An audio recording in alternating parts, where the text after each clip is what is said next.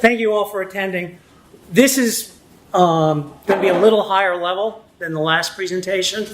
We're going to talk about what is a really interesting and somewhat politicized. This is who I am.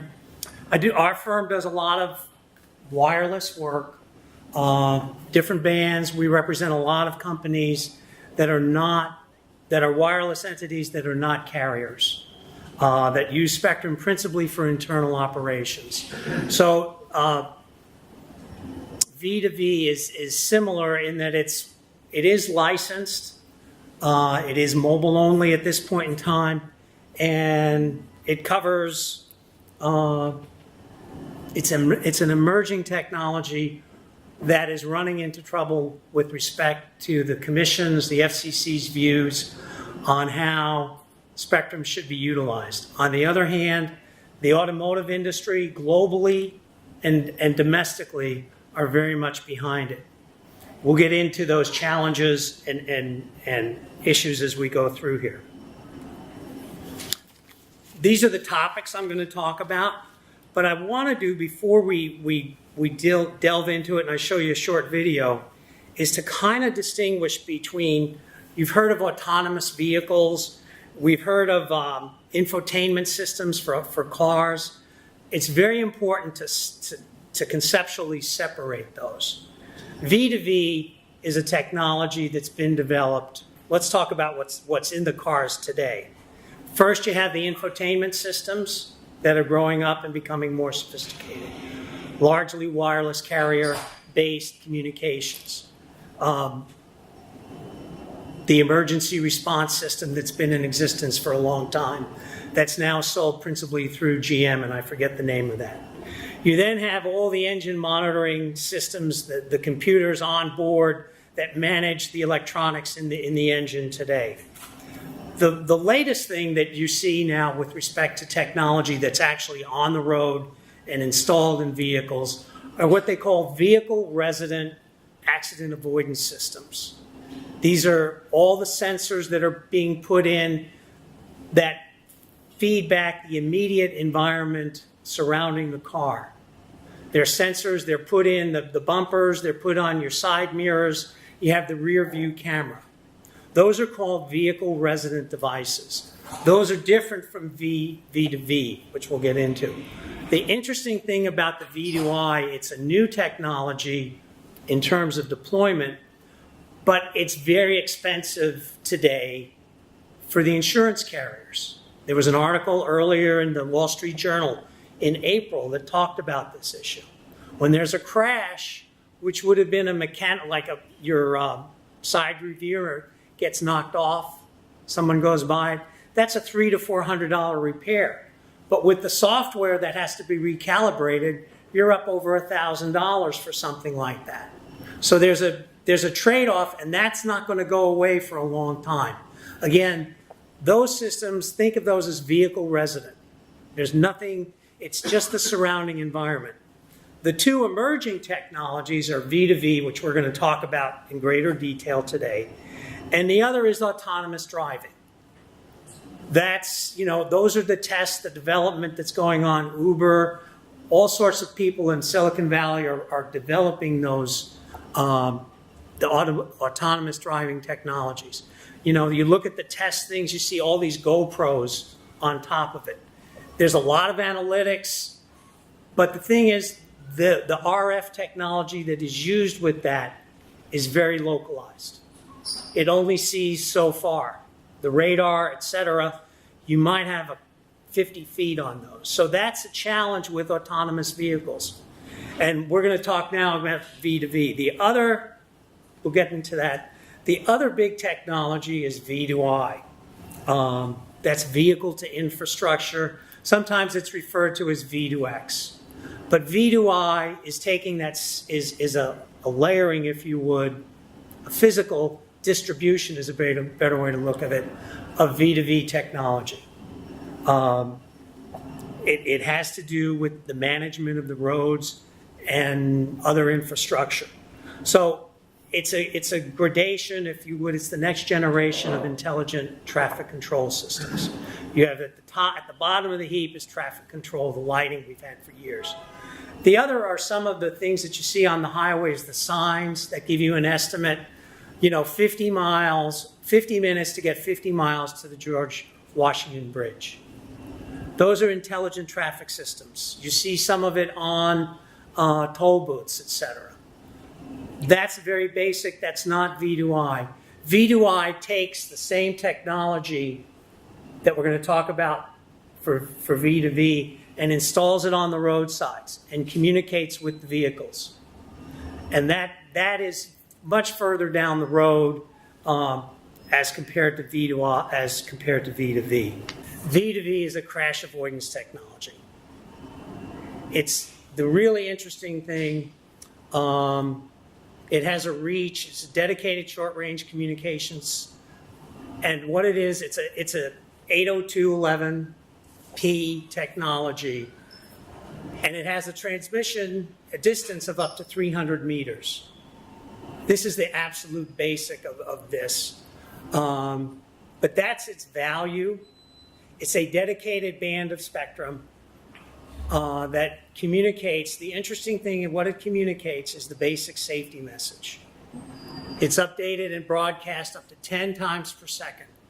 So it's constantly going. And the way to visualize it is, imagine the trucks, not out here, but there's a constant circle. It's transmitting constantly and processing the algorithms to understand the traffic environment within 300 meters of the vehicle. And they're talking back and forth to each other. It's very effective. It's been tested, piloted. There was a very big 2014 pilot test in Ann Arbor, Michigan.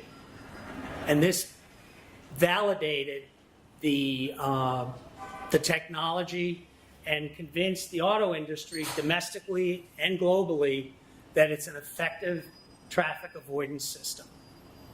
And it allows people, because the distance it goes, you can see beyond the technology and the computer that talks to the vehicle, can see beyond trucks and buses up ahead and determine is somebody stopping, turning, etc. That's going to cause the vehicles in front of them, immediately in between the two, to stop, and allows the onboard vehicle to give a message to the driver.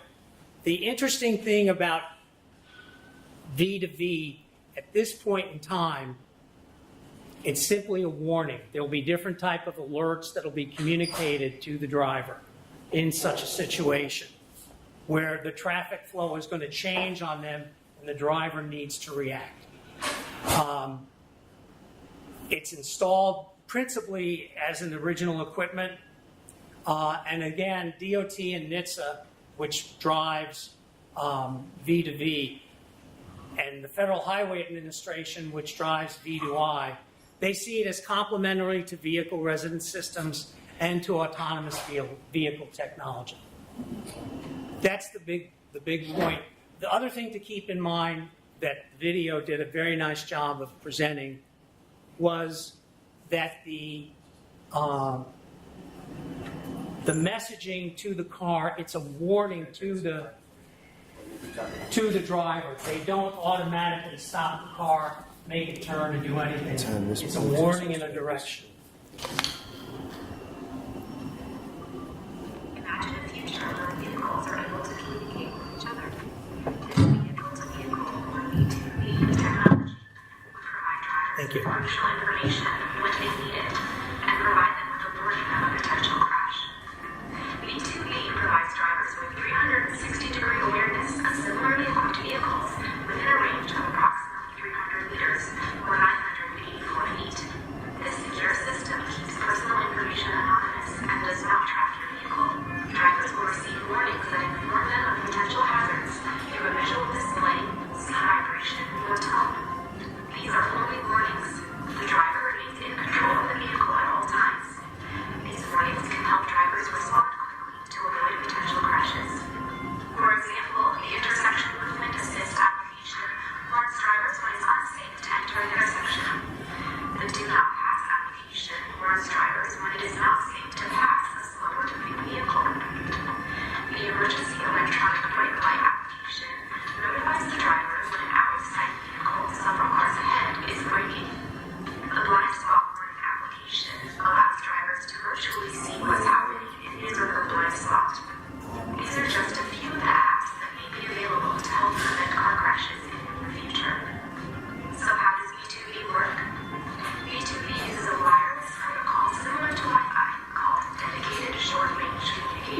very basic, but it's very good. When DSRC is combined with GPS technology, the result is a low-cost V2V communication system that provides a 360-degree view of similarly equipped vehicles within communication range. Transmitted messages common to all vehicles include current GPS position, vehicle speed, acceleration, and heading, vehicle control information such as the transmission state, brake status, and steering wheel angle, as well as the vehicle's path history and path prediction. V2V does not include current advanced technologies such as navigation, internet access, assisted services, rear view cameras, and other advanced technologies. Now is your turn. Are you ready for V2V technology in your next vehicle? So I hope that helped visualize what's going on. The circles, it's constant communications. That's the interesting thing. You know, it's 10 times per second. All of that data is being transmitted. The other vehicles are picking it up, running it through their algorithms. It's all resident in the vehicles. So it's a sophisticated computer system. Let's keep going. We talked about those in the video. The left turn, the intersection movement, that's very useful. I don't know what good it would do in the traffic in New York City because it's so slow and dense. It's not going to help alleviate that. But when traffic is moving at a normal speed in the rest of the world, it has a lot of value. The left turn assist, when you're making that left-hand turn and you can't see for sure if something's approaching, that's that application. Emergency brake light. That's when you're looking beyond the vehicle in front of you, and it tells you the vehicle in front of the bus is stopping. You're going to know the system is going to tell you to slow down. The forward collision warning, don't rear end the guy, you're getting too close. The blind spot warning, lane pass warning, those two are evident. The other thing is, they've built in security from the beginning. They had to deal with that up front. The auto manufacturers and the DOT said this had to be in there. The interesting thing about the cybersecurity guidance is that they wanted to separate the infotainment and other systems from V2V that exist in the vehicles today. They want to make sure there's no overlap. V2I. These are the integration of the roadside units. This is where, as I said, this is next-gen ITS. Separate backhauls, distinct from existing traffic control systems. This is where infrastructure comes in. The interesting thing is that V2I is voluntary at this time, and it's behind, in terms of deployment, V2I. They don't see this ever being imposed at this point in time on municipalities. But if it does take off, this is where the back-end analytics will come in, will grow and evolve, because it's not going to be from the vehicles. It's all real-time information that's not stored in the cars. You'll still have the black box in the cars, but V2I is the way that cities will be able to use the data and really try to manage traffic flows if it evolves. There was a test in New York City 5 or 6 years ago that validated the concept of V2I in the city. How that gets rolled out is a different story. The wireless policy issues, this is where the rubber meets the road, if you would, for V2V. It was designated, they gave them the last 75 megahertz there at the end of that band. They adopted licensing rules for both the roadside and the vehicles. They're not, the roadside is just a very routine licensing process, and the licensing for the vehicles is licensing by rule. Every car is not going to have to go get a license. But what happened is, in the last 10 years, Wi-Fi demand has exploded. And so the FCC is getting pressure from the carriers, from the technology companies, and say, hey, that's way too much spectrum to dedicate to that use, even though it's safety. We want you to come up with ideas to share that spectrum. So the FCC and its, ever vigilant approach to trying to make life complicated for specialized applications, they've directed the industry to conduct a series of tests. They've made commitments. DOT, NHTSA, and the FCC told Congress we're going to develop all these tests. The tests are ongoing, but the technology rates, because DSRC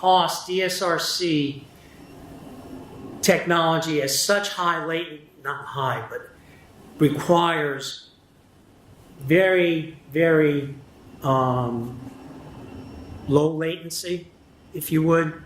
They have, the error rate with these other technologies, detect and avoid, are actually interrupting the communications. Does not seem viable for Wi-Fi applications to coexist in the same band. What may happen is that they may divide that band. That's a possibility. People today were talking about IoT and M2M. It's very different. Many of the IoT and the M2M applications, very low data rate. You can just compare and contrast the two. Because of the remotes, there's so little technology and there's so little power that's going to be in the remotes in the IoT environment. They're going to be put in vehicles, in buildings, and have a 10-year life because they're going to be everywhere. We were talking today in the conferences, in the earlier conferences. There are going to be hundreds of thousands of these deployed in systems throughout the country. From heating and air conditioning to security to all kinds of business applications, medical, et cetera. You can't take those out and replace them. So the IoT is kind of like the opposite of V2V. I went through all that. The other is the IoT today is basically a mobile to base communication, just as we have that with the cell network today. V2V is real-time mobile to mobile. So it's very, very different. They just grew up differently is the best way to think about it. V2V and V2I is a very specialized application. But neither of them, the commonality is mobile broadband that we have for the smartphone is not the technology, the wireless technology that works. So where are we today? NHTSA finally came out after years of testing, et cetera, in December. Here's the proposal. The proposal is for cars and trucks only, light trucks. Rail, heavy trucks, buses are going to come later. It's going to be effective 2 years after adoption and with a 3-year phase-in. So assuming it was finalized, and that's a big assumption, later this year, let's say September 1, it'd be 2 years, 5 years from September 1, 2022, every new vehicle coming off the assembly line sold in America would be equipped with this. The benefits, again, this is crash avoidance, are all those benefits. The annual aggregate cost, the one thing I will say about DOT and NHTSA, they're very good at doing cost-benefit analysis for safety devices.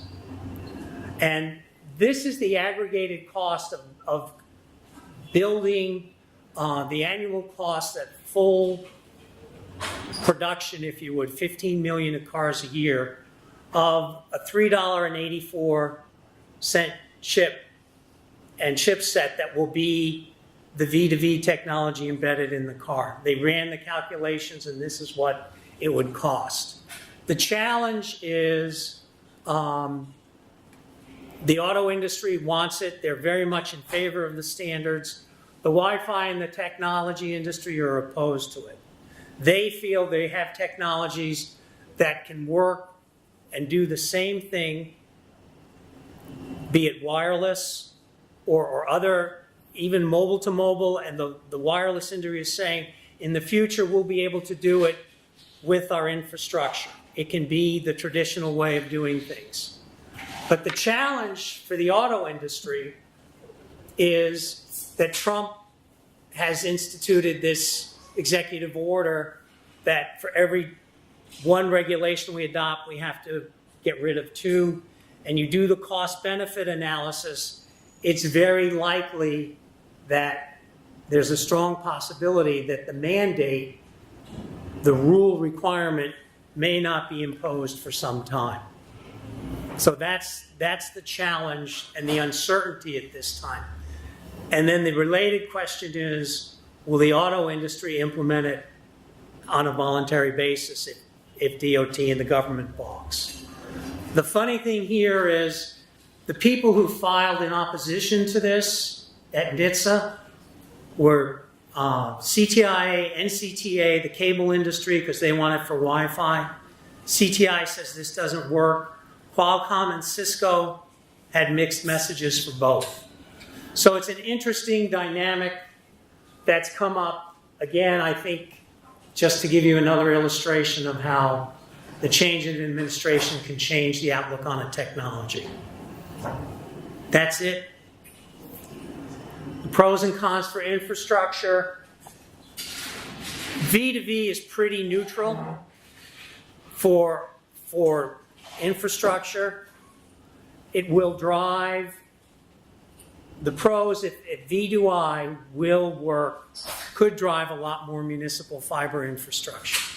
Because the idea is that V2I, those messages, all those communications, that data, should come back through a separate pipe, at least how the Federal Highway Administration views it, from the existing intelligent transportation systems that exist today. So that's the big kind of comparison with respect to this group. V2V is not going to be something that's going to hit real soon, but V2I, potentially, if it takes off, could have a big impact on additional infrastructure. And with that, any questions? Okay, thank you for your time.